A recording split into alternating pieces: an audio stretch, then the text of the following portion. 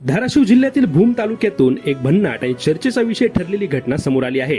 वाढत्या पेट्रोल डिझेलच्या दरांमुळे आणि सोन्याच्या गगनाला भिडलेल्या किमतींमुळे एका सासऱ्याने आपल्या जावयाला अशी भेट दिली आहे जी ऐकून सगळेच आश्चर्यचकित झाले आहेत।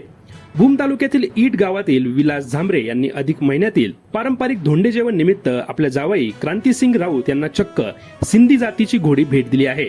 ग्रामीण भागामध्ये धोंडे जेवणाची परंपरा मोठ्या उत्साहामध्ये पाळली जाते।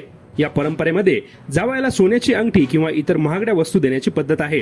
मात्र वाढती महागाई आणि इंधनाच्या वाढत्या किमती पाहता झांबरे यांनी हटके कल्पना लढवली। विशेष म्हणजे त्यांनी जावयाला आधी कोणतीही कल्पना दिली नव्हती, फक्त तुमच्यासाठी शेती उपयोगी पार्सल पाठवलं आहे, ते धोंडे जेवणाची भेट म्हणून स्वीकारा असा निरोप त्यांनी दिला होता। जेव्हा झांबरे यांचे जावई क्रांतिसिंग राऊत यांनी प्रत्यक्षामध्ये ते पार्सल पाहिलं तेव्हा त्यांच्या समोर सुंदर सिंधी जातीची घोडी उभी होती। ही भेट पाहून त्यांना आनंदाचा धक्का बसला। याबाबत बोलताना क्रांतिसिंग राऊत यांनी सांगितलं की अशी अनोखी भेट मिळेल याची कल्पना त्यांनी केली नव्हती।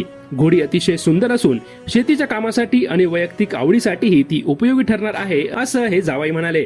दरम्यान पेट्रोल डिझेलचे वाढते दर आणि सोन्याच्या वाढलेल्या किमतींमुळे सर्वसामान्य नागरिक चिंतेमध्ये असताना सासऱ्यांनी जावयासाठी लढवलेली ही भन्नाट शक्कल सोशल मीडियावर तुफान व्हायरल होत आहे। परिसरामध्ये देखील या अनोख्या भेटीची जोरदार चर्चा रंगली आहे।